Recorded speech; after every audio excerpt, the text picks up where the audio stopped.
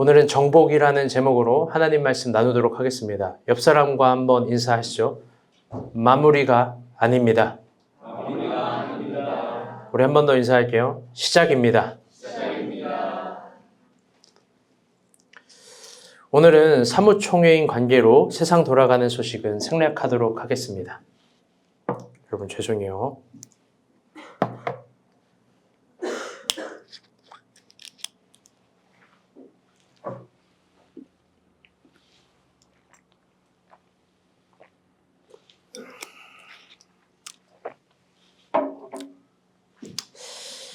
한 주 동안 큐티가 10편이었습니다.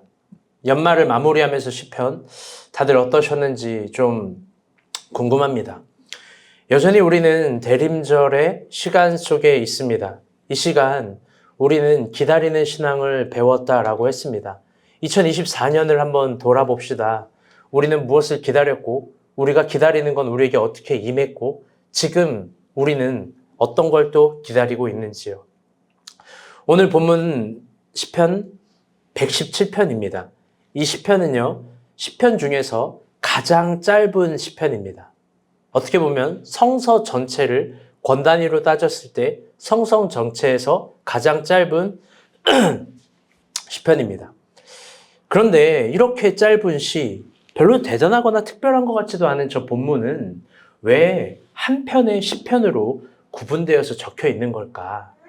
사실 이걸 성서 신학적으로 보게 되면 이 시편 117편은 잘 들어보세요. 116편의 결론이 기도하면서 118편의 결론이기도 합니다. 즉 117편은 116편과 118편의 결론인데 이걸 하나의 시로 독립해서 117편을 만들어낸 겁니다. 자연스럽게 한 시편들 116편의 결론으로도 말할 수 있고 118편의 결론으로도 말할 수 있지만 이렇게 따로 독립시킨 이유는 상당히 히브리 문학적으로 의도성이 있는 겁니다.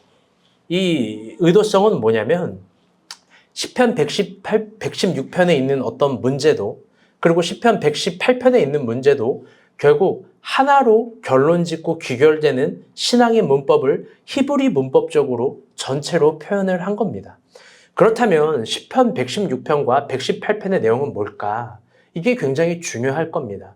여러분의 큐티를 해서 알겠고 또 118편까지는 월요일이기 때문에 해서 알 수 있겠지만 시편 116편은 죽음과 고난 그리고 가난에서 일어나는 방법에 대해서 이야기를 해주고 있습니다. 또 시편 118편은 야훼의 도움은 어떻게 오는지에 대해서 이야기를 하고 있습니다. 그런데 정리하면 시인은 어떤 죽음과 고난과 관한을 이기는 힘과 야훼의 도움이 오는 그 방향이 결국 시편 117편의 결론을 통해서 동일한 결론으로 도달하기 때문에 그것을 강조하기 위해서 세 시편을 결론적으로 구분하면서 결론을 117편으로 단순하게 이야기를 한 겁니다. 이게 히브리 문법입니다. 그렇다면 대망의 117편은 어떤 결론을 가지고 있나? 117편은 그 결론을 매우 단순하게 이야기합니다. 우리 2절 말씀 봅시다. 시작.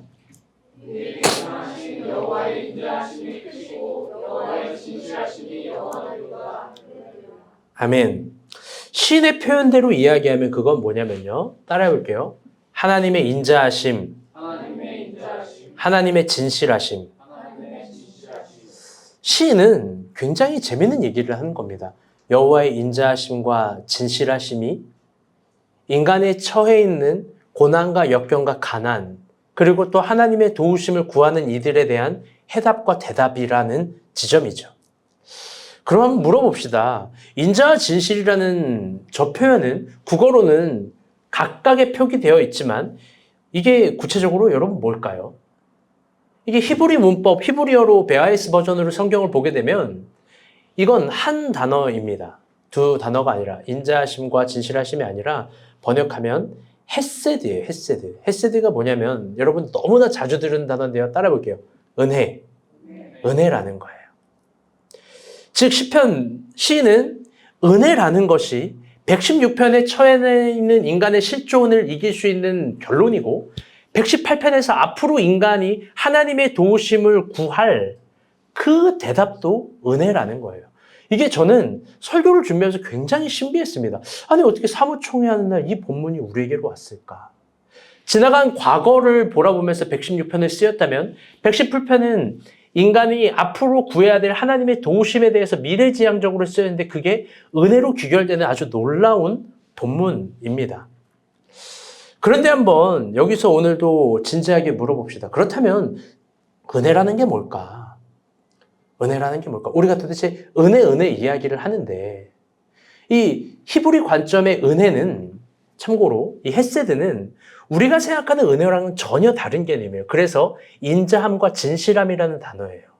대한민국 사람들이 생각하는 은혜라는 건 여러분 아마 이런 거 아닐까? 제가 이걸 정확하게 해보고 싶어서 네이버 국어사전에 찾아봤습니다. 사진 한번 올려주세요. 은혜예요. 1번 뜻 제가 읽어드릴게요. 고맙게 베풀어주는 신세나 혜택. 하나님 또는 부처님의 은총. 이거를 우리 한국적인 정서의 사람들이 갖고 있는 건 이걸 은혜라고 생각하는 거예요. 쉽게 이야기하면 내가 받을 처지가 아닌데 고맙게 뭘 베풀어 주는 거.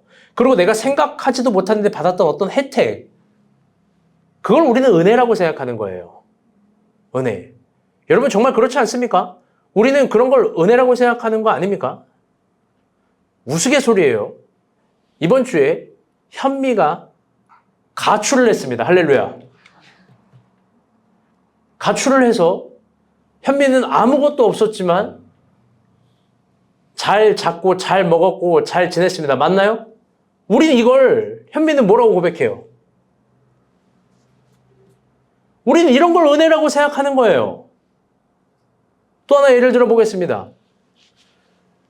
윤희가 예를 들어 자동차를 샀습니다. 우리 윤희 형제가 자동차를 샀는데 자동차를 세차를 맡겼는데 세차장에서 조금 기스를 낸 겁니다. 그래서 세차도 무료로 해줄 뿐만 아니라 실기스인데 갑자기 엄청난 혜택을 주는 거야. 앞으로 세차, 프리미엄 세차 1년권을 드리겠습니다. 뭐예요? 우리는 이런 걸 은혜라고 생각합니다. 맞아요. 은혜라고 생각할 수도 있을 것 같아요. 근데 제가 이걸 보면서 한 가지 우리 대한민국 사람들이 갖고 있는 정서가 생각이 났어요. 우리는 은혜를 이렇게 여기는 거 아닌가? 우리가 즐겨 쓰는 정서입니다. 다 같이 따라볼게요. 공짜. 우리는 무언가를 공짜로 얻으면 다 은혜라고 생각해요. 심지어 나에게도 필요하지 않은 걸 공짜로 얻으면 그걸 더 큰 은혜라고 생각하고 우리가 생각하지도 못한 어떤 혜택들, 막 이 혜택에는 환장합니다. 동일한 가격의 어떤 혜택들이 1+1, 2+1, 막 이렇게 +1 하면은 막 혜택을 누리는 것처럼 여겨요. 제가 예전에 막 임관사님 피자 한 판 시키라고 한 작년이에요. 뭐 이렇게 얘기를 했는데 나에게 피자는 그냥 단순하게 시키면 되는 거예요. 근데 임관사님이 계속 뭘 이렇게 고민을 하는 거예요. 뭘 고민하냐 그러니까 오늘 파파존스 1+1 혜택이 있는 날이에요. 우리는 이걸 은혜야. 이걸 더 시켜야 되는 거야. 동일한 가격이면 두 판이면 좋잖아요. 아니야. 마치 시장에서 얻은 1+1 같은 공짜, 또 백화점에서 얻을 수 있는 조금 좋은 퀄리티의 혜택들, 내가 누리는 것들, 그런 게 있으면 막 인간을 흥분시킵니다. 그리고 그것을 공짜로 얻으면 은혜를 받은 거라고 생각해요. 흥분한 인간이 되는 겁니다. 그런데 한번 깊게 생각해 봅시다. 정말 과연 성서는, 헤세드는 그런 공짜와 혜택을 표현하는 건가? 성서가 말하는 은혜는 정말 무료인가? 값없음과 무료는 전혀 다른 거예요. 그리고 더 나아가 성서가 은혜 받은 인간을 그리는 건 그런 공짜에 흥분해서 눈이 충혈된 인간상을 그리는 건가? 전혀 아닐 겁니다. 오히려 성서가 말하는 은혜는 은혜를 받아서 더 작아지는 인간상. 요즘에 형주가 자주 쓰는 표현, 옛날에도 많이 썼지만 도저히 머리를 들 수 없는 인간상. 자신은 아무것도 아니라는 인간상. 제가 여러분에게 늘 이야기하는 나는 아무것도 아니라는 그 존재론적 고백. 은혜는 결국 그걸 고백하게 하는 거예요. 자기 부인을 이르게 하는 거예요. 그게 성서의 결론적 귀결이에요. 그렇다면 우리가 은혜 받은 사람인지 내가 이걸 은혜 받지 못함으로 표현하는지는 내 마음속 마지막 이 결론이 뭐를 갖고 있느냐를 보면 알 수 있는 겁니다. 끝까지 내가 잘나서, 내가 노력해서, 내가 조금 더 뛰어나서 얻었다라고 생각하면 여러분 그건 은혜 주신 일을 모욕하는 거예요. 그래서 성서는 언제나 은혜를, 잘 들어보세요. 이거 중요한 얘기예요. 시간의 신학으로 표현합니다. 또 수신학으로 표현합니다. 이 숫자 신학과 시간의 신학이에요. 오늘 본문도 동일합니다. 헤세드 앞에는 시간의 신학과 숫자 신학이 표현해요. 그건 뭐냐? 영원함, 헤세드, 측량할 수 없는 헤세드, 끝도 없는 헤세드, 셀 수 없는 헤세드. 헤세드의 앞과 뒤에 늘 영원하고 측량할 수 없고 끝도 없고 셀 수 없다라는 거예요. 그럼 고대인들은 이 헤세드라는 걸 어떤 시점에서 고백을 했냐? 참 재미있게도 이 시간의 비유는 고대인들은 언제나 수평선과 지평선을 보면서 표현한 거예요. 그게 그들이 인식했던 최고의 수예요. 최고의 수. 저 드넓고 광활한 크기를 보면서 인간의 눈으로, 마음으로, 머리로는 도저히 파악할 수 없는 것을 은혜라고 생각하는 거예요. 아, 잴 수 없는 길이라는 게 있구나. 파악할 수 없는 크기라는 게 있구나. 은혜라는 게 저런 거 아닐까? 그리고 그 앞에서 인간은 욕망하는 존재가 아니라 겸손하게 더 작아지고 낮아지고 무익한다라는 걸 깨닫는 거예요. 즉, 백화점에서 주는 공짜 혜택 같은 것이 아닙니다. 그리고 그것을 주머니에 눈을 넣으려고 막 머리를 들이밀고 눈이 충혈돼서 그걸 구하는 걸 은혜 받은 사람이라고 얘기하는 게 아니에요. 즉, 원하는 걸 간절하게 구하려는 욕망의 투여가 은혜 받음의 증표가 아니라는 겁니다. 은혜는 나의 시간과 공간을 잴 수 없는 길이로 압도하는 힘이에요. 아멘. 그래서 진정 셀 수 없고 측량할 수 없고 끝도 없고 도저히 내가 가질 수 없다라는 게 날마다 시간마다 분초마다 고백이 되는 거예요. 저는 사무총회를 보면서 또 여러분 한 사람 한 사람을 보면서 누군가는 개척교회, 한 30명 교회라고 표현하겠지만 저는 언제나 그렇게 얘기해요. 우주 같은 숫자다. 나에게는 내가 셀 수 없고 측량할 수 없고 도저히 도달할 수 없는 여러분이고 너무나 귀해요. 내가 볼 땐 오버하는 게 아니라 저 하늘에 있는 빛나는 별 아래에 있는 그 별들, 여러분이 그렇게 흑암 가운데 있는 별들처럼 보이고 우주를 빛나는 별들처럼 보이고 우리가 본 교회 십자가질처럼 보여요. 어떻게 우리가 교회를 이루었을까? 어떻게 우리가 본 교회가 이렇게 위대한 교회성, 유효한 교회를 만들었을까? 막 흥분이 됩니다. 은혜는 인간의 잔머리로 얻을 수 있는 게 아닙니다. 고백으로 도출하는 신앙입니다. 아멘. 사무총회를 꼬박 준비하면서 이번 연도를 돌이켜봤습니다. 정말인지 이번 연도는 말할 수 없는 은혜들이 너무나 많습니다. 우리 가운데 진정 크기를 셀 수 없는 은혜들이 너무나 많이 흐르고 충만하게 넘치고 있습니다. 한 사람 한 사람 모두 보면서 그렇게 말을 할 수 없는 은혜를 받은 사람입니다. 이번 주에 간증한 우리 윤희의 오늘을 생각해 봅시다. 한번 물어보고 싶어요. 2022년 12월 25일에 뭐 하고 있었어요? 그때 당신은 이거 하고 있었어요? 그때 당신은 여기서 내가 내게로 이 찬양을 부를 줄 알았습니까? 현미자매 2000 동일하게 22년 12월 23년에 우리가 본 교회 왔나요? 그럼 패스. 22년 12월 뭐 하고 있었어요? 일했어요. 그럼 마찬가지 아닙니까? 정영주 형제 2020년 12월 뭐 하고 있었어요? 12월 25일. 그래. 너무 진실하다. 여러분 그런 거 아니겠습니까? 여러분 주영자매 오늘을 생각해 봅시다. 여러분 은혜 아닙니까? 여러분 민정자매의 오늘을 생각해 봅시다. 은비간사의 오늘을 생각해 봅시다. 생각해 보니까 작년 겨울, 재작년 겨울 막 일을 해야 되네, 말해야 되네, 뭐 하고 있는데 내가 일을 하면서 간사를 할 수 있네, 뭐 애가 2명인데 상현이도 애인데 애가 3인데 이걸 어떻게 하네, 마네. 근데 너무나 커져버린 성장성. 표현이 안 되는 거예요. 연미, 선아, 형주, 태영 간사, 박 목자님. 여러분, 오늘 우리가 받은 건 셀 수 없는 거예요. 무엇보다 우리에게 빛나가 왔잖아요. 여러분, 이걸 셀 수 있습니까? 모두 다 말할 수 없는 그런 은혜를 받은 한 해예요. 그 앞에서 우리는 내가 다 했다가 아니라 겸손하게 작아지는 겁니다. 내가 아무것도 아니라는 존재를 깨닫는 겁니다. 왜? 이건 백화점에 얻을 수 있는 공짜 혜택 같은 것들이 아니니까요. 그렇다면 여기서 앞날을 살아가는 아주 중요한 영적인 원리가 있습니다. 늘 가르치는 거예요, 여러분에게. 은혜를 받은 은혜가 우리를 이렇게 크게 했다면 앞으로도 우리가 기댈 곳은 은혜밖에 없습니다. 아멘? 그러면 여러분, 우리가 날마다 진정 구해야 되는 건 은혜예요. 모두 그 은혜로부터 순종하는 거예요. 그래서 여러분에게 도전해요. 늘 비슷한 말이지만 다른 말도 있어요, 오늘은. 여러분, 천산기도 하세요. 믿는 이는 천산기도 합니다. 믿는 이는 저 구석에서 기도합니다. 하나님께 구하는 거예요.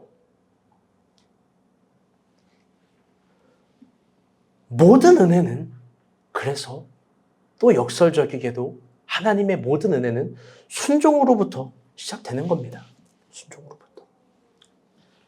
다음 주는 신년 예배, 첫 주 신년 예배가 있습니다. 그렇죠? 신년 예배가 끝나면 10의 2조를 결심한 윤용식, 박용식 부부의, 아니, 박지원 부부의 간증이 있습니다. 미안해요. 박용식. 아니, 택배를 받았는데 자기 택배명을 박용녀라고 했대. 택배 왜 그랬냐? 그러니까 저는 영원한 용녀니까요. 여러분, 야, 내가 아주 무서워. 이거 뭐 어떻게 보면 좋은 거겠죠. 용식이 좋아서 얼굴 빨개지고 빠지고. 그런데 내가 깨달았어요. 내가 미소 아빠거든. 내 딸이, 아빠, 내 이름은 앞으로 박민혜야. 뭐 이딴 소리를 한다고 쳐봐. 내 이름 이제 개명할 거야. 용녀야. 막 이러면서 막. 농담이에요. 부부의 간증이 있어요. 이번 연도 1월 둘째 주에 저 부부가 결심을 했습니다. 그건 뭐냐면 10의 2조를 하겠다고. 10의 2조를 하는 건 교회 보탬 이런 걸 넘어서, 이런 걸 떠나서, 이런 걸 초월해서 목사님의 생계와 그리고 또 자신의 신앙 고백을 통해서 한번 해보고 싶다고. 그래서 저는 그때 결심했고 자신 있게 이야기했습니다. 제가 권한 것도 아니에요. 자기들이 먼저 그렇게 얘기한 거예요. 맞죠? 그리고 제가 그 주일 예배 때 사전에 얘기도 없이 설교 때 선포했습니다. 박지원 간사 지금 칼린더를 켜서 1년 뒤 1월 둘째 주에 어떻게 되는지 한번 보자고. 10의 2조를 해가지고 저 부부가 과연 망했는지, 더 없어졌는지, 힘들었는지 한번 보자고. 그 1년이 우리에게 이제 도래하고 있습니다. 2주 남았어요. 2주. 그래서 2024년 저들이 결심했던 신앙의 결기는 어떤 고백으로 결론 맺는지 우리 한번 2주 뒤에 봅시다. 저도 너무 기대가 됩니다. 여러분, 오늘은 2024년에 축복의 마지막 해 주일입니다. 아멘? 마지막 축복을 제가 설교를 하면서 모두 다 은혜 받은 사람인데 마지막 축복을 받은 사람이 여기 있더라고요. 막차가 있어요. 누구냐? 바로 현미 자매예요. 우리 현미가 막차를 탔어요. 2주 전에 현미 자매가 카톡방을 나갔습니다. 알 수 없는 이가 나갔대요. 난 누가 나간 거야? 예전에 성근이가 카톡을 다시 해가지고 나가서 성근이가 또 나가게 된다 막 생각했는데 아니었어요. 그게 보통 중차대한 일이 있으면 저랑 이야기를 하는데 그런 사전적 고지도 없이 나갔어요. 그런데 최근에 우리가 본 교회 1년 동안에 아픔이 있었죠. 그런 사람들이 다 저에게 고지도 없이 그렇게 나간 거예요. 그래서 도대체 현미 왜 그럴까? 사실 그날 심장이 뛰고 혈압도 오르고 제가 막 이 숨이 잘 안 쉬어지는 거예요. 오버하는 게 아니라 진짜로. 정말이에요. 정말. 현미는 사죄하셔야 돼요. 그리고 보니까 주일에 이제, 그럼 어떻게든 소식을 우리가 모르잖아요. 모르고 가니까 딱 출근을 했는데, 목사님 뭐 시키려고? 주영아 했는데, 주영 울고 있어요. 모르죠? 너 왜 울고 있어요? 그러니까, 현미 언니가 나갔잖아요. 이러고 울고 있어. 지원 간사 보니까 계속 벽을 보는 게 아니라 하늘을 보면서 작업을, 왜 나갔지? 왜 나갔지? 세상 잃은 것 같은 표정으로 지원 간사 있고. 너무나 힘이 빠지고 어려웠습니다. 그런데 그로부터 무려 이틀 뒤에 현미에게 연락이 왔어요. 이런 카톡이에요. 이런 연락이에요. 축약이에요, 축약. 목사님 저 집 나갔습니다. 목사님 저 가출했어요. 구체적인 상황에 대해서는 다 말할 수 없지만 결론적으로 집을 나온 거예요. 그런데 여러분 잘 들어봐요. 어른이, 저렇게 큰 어른이 집을 나올 때는 엄청난 아픔과 사연이 있는 거예요. 여기에 감나라 배나라 할 수 없어요. 우리 중에 그런 몰상식한 언어를 쓸 사람은 없어요. 그냥 현미를 위로해주고 밥 사주고 안아주세요. 아멘? 허연이 권사님 밥 사주세요. 지난주엔 기도원을 갔습니다. 지난주죠. 2025년은 우리에게 어떤 한 해가 될지를 기도했습니다. 그리고 저뿐만 아니라 여러분 모두가 금식하면서 참여했습니다. 그래서 저는 더 예민하고 긴장했습니다. 그런데 첫날 앉자마자 하나님이 은혜를 주시는데 전혀 제가 평소에 생각지도 못한 단어를 주세요. 그리고 그런 한 해가 될 거라고 이야기를 하십니다. 그게 뭐냐? 오늘 설교 제목이요. 다 같이 따라볼게요. 정복. 하나님 말씀하세요. 첫날부터 마지막 날까지. 일어나 2025년은 정복하는 한 해가 될 거야. 전 너무나 이 생경한 단어에 의문을 먼저 품었어요. 아니, 정복이라니. 여러분, 우리가 알고 있는 정복이란 뭘까요? 우리가 알고 있는 정복이라는 개념은 누군가를 향한 직선적 굴림, 방식은 매우 폭력적이고 마음의 상태는 무자비한 어떤 그런 것들 아닙니까? 여러분, 근데 또 한번 생각해 봅시다. 성서가 말하는 정복이란 과연 그런 걸까? 2025년 우리가 본 교회 성도들이 누군가를 죽이고 파괴하고 굴림하는 한 해가 되라고 하는 걸까? 도대체 성경이 말하는 정복은 뭘까? 어디를 정복해야 되고 정복의 의미라는 건 뭘까? 제가 이걸 궁금해서 마지막 날까지 꼴똘하게 물어봤어요. 하나님, 정복이 뭡니까? 정복이 뭡니까? 그럼 목적이라도 보여줘야 되는데 정복 같은 건 이건 도대체 어떻게 해야 되는 겁니까? 꼴똘하게 묵상하고 물어봤어요. 그런데 이번에도 역시 하나님이 생각지도 못한 답을 주시는 거예요. 하나님 이렇게 말씀하세요. 얘야, 그게 태초의 복이야. 저는 정말 깜짝 놀랐어요. 저는 정말로 깜짝 놀랐어요. 왜냐하면 창세기를 제가 수백 번 봤어요. 오버하는 숫자가 아니라 100번은 넘게 봤어요. 수백 번을 봤는데 한 번도 그렇게는 생각하지 못했어요. 그리고 창세기 1장을 다시 천천히 넘겨서 보는데 정말 새롭게 보이더라고요. 우리 창세기 1장 26절부터 31절 봅시다. 이거 천천히 한번 봅시다. 시작. 하나님이 이르시되 우리의 형상을 따라 우리의 모양대로 우리가 사람을 만들고 그들로 바다의 물고기와 하늘의 새와 가축과 온 땅과 땅에 있는 모든 것을 다스리게 하자 하시고 하나님이 자기 형상 곧 하나님의 형상대로 사람을 창조하시되 남자와 여자를 창조하시고 하나님이 그들에게 복을 주시며 하나님이 그들에게 이르시되 생육하고 번성하여 땅에 충만하라 땅을 정복하라 바다의 물고기와 하늘의 새와 땅에 움직이는 모든 생물을 다스리라 하십니다. 하나님이 지으신 그 모든 것이 보기 좋으시니 심히 좋았더라. 저녁이 되고 아침이 되는 이는 여섯째 날이라. 아멘. 여러분, 우리가 흔히 알고 있는 건 이런 거예요. 여섯째 날 완벽하게 창조를 하시고 7일째 된 날 쉬셨다. 맞죠? 이 틀린 말 아니에요. 6일째 이 세상의 모든 걸 창조하시고 이런 우리가 또 흔히 알고 있는 건 이런 겁니다. 인간을 만드시고 보시기에 심히 좋았더라. 그런데 제가 새롭게 보인 거예요. 그건 뭐냐?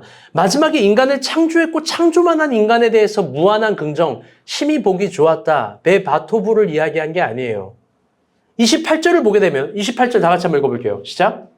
하나님이 그들에게 복을 주시며 거기까지 복을 주시며 우리의 기독교 신앙은 어쩌면 여기에 목적을 갖고 있고 여기에 귀결과 결론점을 갖고 있어요. 복을 받는 것, 복을 누리는 것, 그리고 내가 복된 사람이 되는 것. 그런데 그게 끝이 아니라 복을 받은 인간, 이미 복을 주신 인간에게 나아가야 될 지점을 보여주시는 거예요. 그건 뭐냐? 땅에 충만하고 땅을 정복하라. 땅, 모든 생물을 다스리라.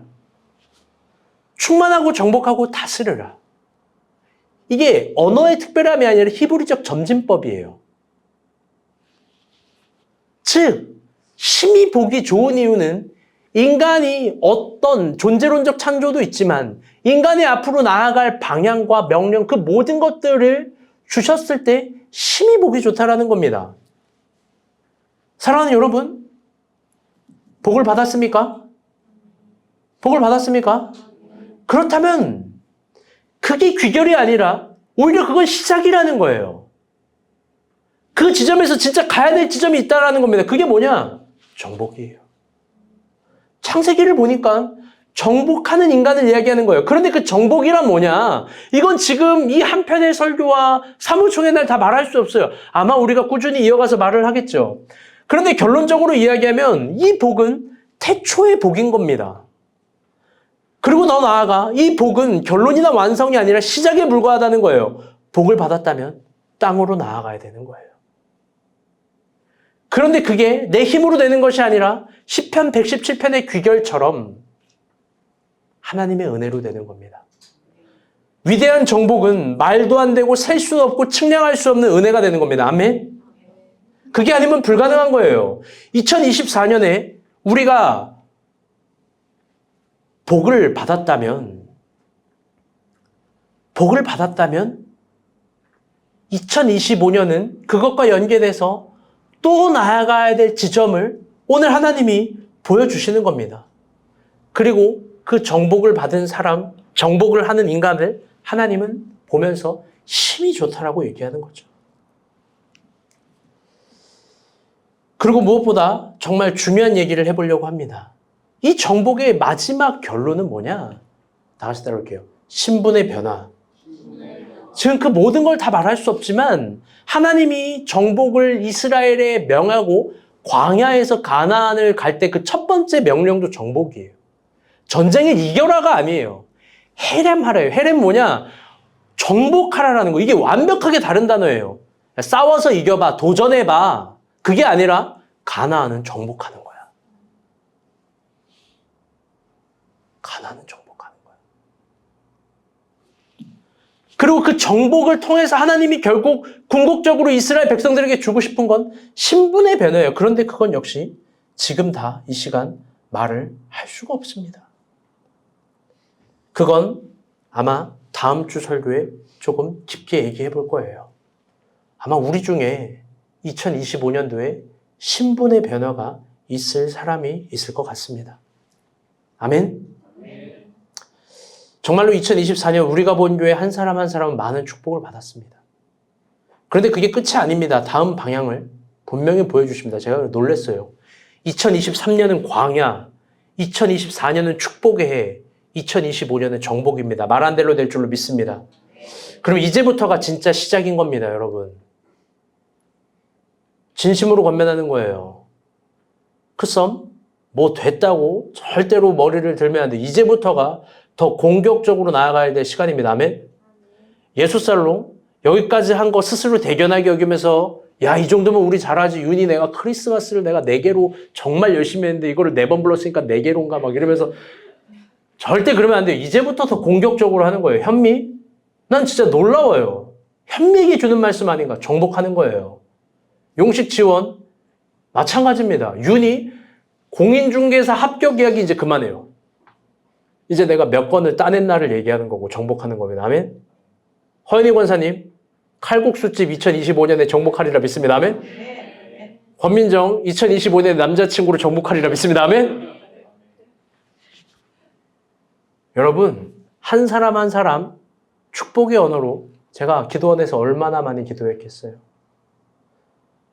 특별히 우리 이성민이 여러분 회사 드디어 휴직기를 냈습니다. 할렐루야. 이제 그는 뒤가 없어요. 이제 그는 2025년에 정복해야 됩니다. 연미자매 할렐루야. 여러분 다 될 수 있어요. 정복의 한 해에 태어나는 아기가 있죠. 빛나. 저 아이는 어떤 아이가 될까 내가 아주 기대가 됩니다.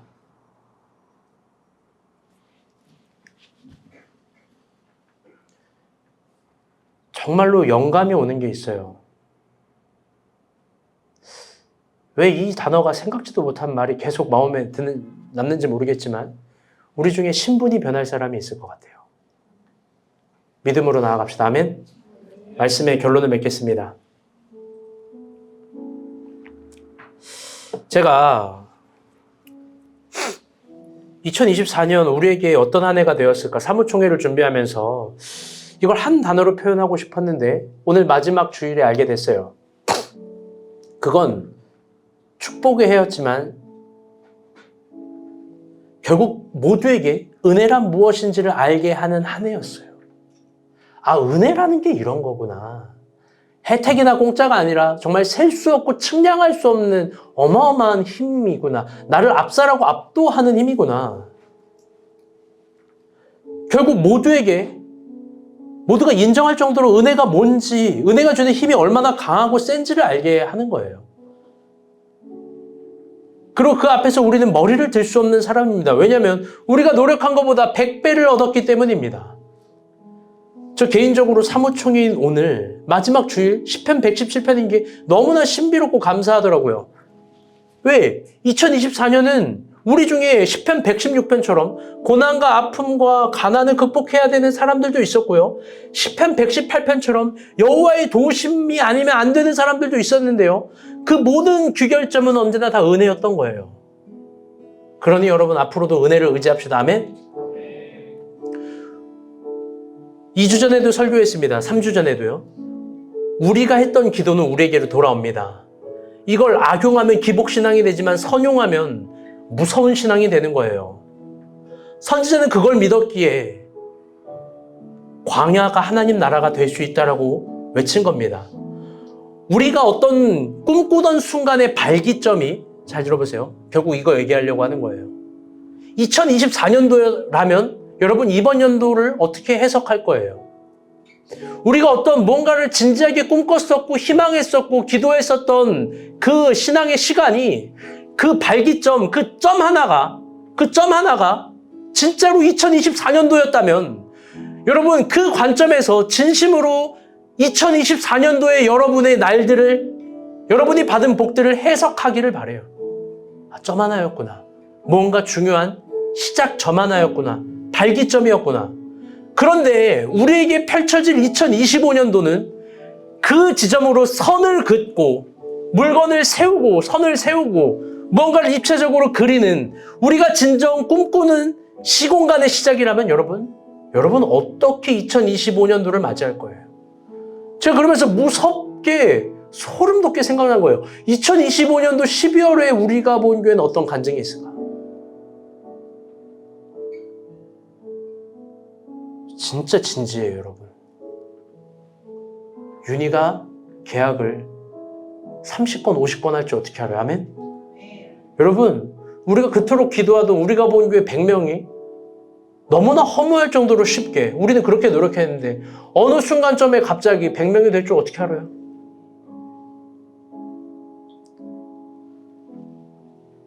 (2025년도 12월) 우리는 무슨 간증을 하고 있을까? 제가 갑자기 기대가 되고 무섭더라고요.